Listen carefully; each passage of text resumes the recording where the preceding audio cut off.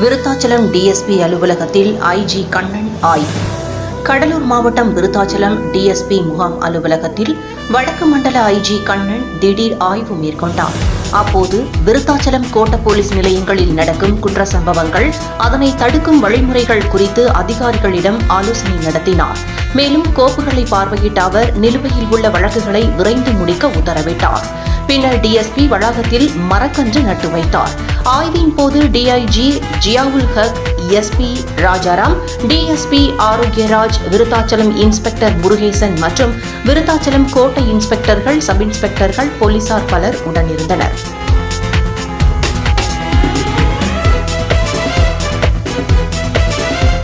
ஆய்வின் போது DIG Ziaul Haq, SP Rajaram, DSP Arokiaraj, Virudhachalam inspector Murugesan மற்றும் விருத்தாச்சலம் கோட்டை இன்ஸ்பெக்டர்கள், சப் இன்ஸ்பெக்டர்கள், போலீசார் பலர் உடனிருந்தனர்.